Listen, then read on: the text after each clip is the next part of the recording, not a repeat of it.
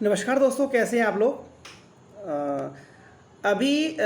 कुछ दिन पहले ही हमारा नया बजट आया है, जिसके लिए मैं वीडियो थोड़ा लेट बना रहा हूँ। बट अभी क्लोजिंग थी इनकम टैक्स के रिटर्न्स की, तो बिजी थे, शेड्यूल बना नहीं। लेकिन इन बिटवीन रीड आउट करने का भी मौका मिला। एक बड़ी जो लोगों को समस्या इस बजट में दिखाई पड़ रही है, जो इसके लिए परेशान लोग, वो है कि इंडेक्सेशन ख़त्म कर दी गई है लॉन्ग टर्म कैपिटल गेंस में।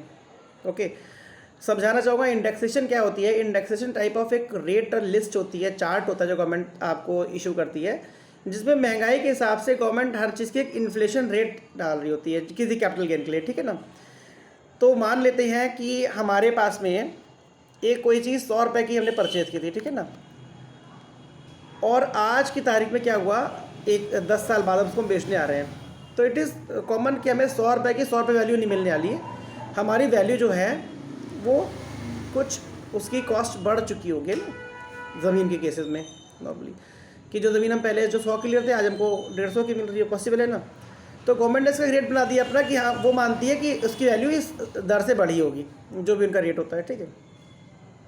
तो क्या होता था कि हमने 100 रुपये की चीज़ ली, 10 साल में महंगाई के कारण से वो चीज़ की कॉस्ट 150 रुपये हो गई।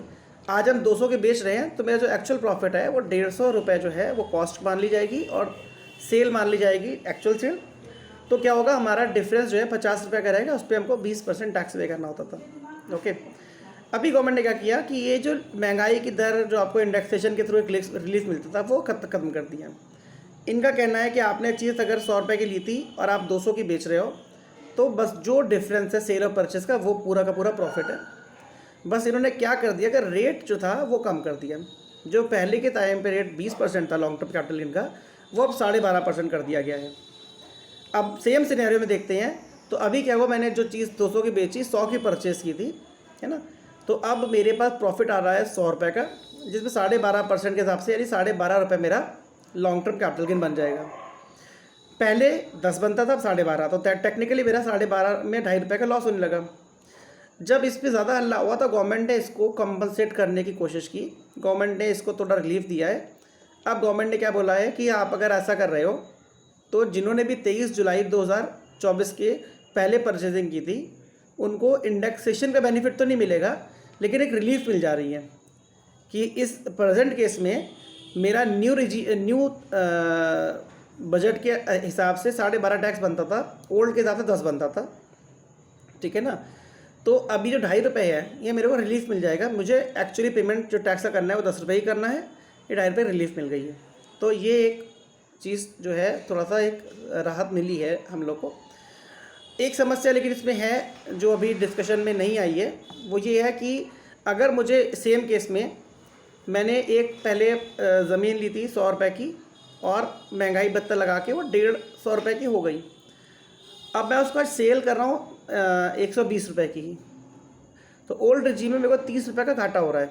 ओके, जो मैं आगे फॉरवर्ड करूँगा, कभी और किसी कैपिटल गेन से एडजस्ट कर सकता हूँ, कैपिटल गेन जो प्रॉपर्टी में होगा उससे लॉस को एडजस्ट कर सकता हूँ। बट इस किनारे में क्या होने वाला है कि अभी मैंने 100 की परचेज़ की थी, 120 की बेची है, तो मेरा 20 रुपये का गेन हो गया है। ओके, 20 रुपये गेन मतलब मेरे को 12.5% के हिसाब से 2.5 रुपये का मेरे को टैक्स लाइबिलिटी क्रिएट हो रही है, ठीक हो रहा है ना।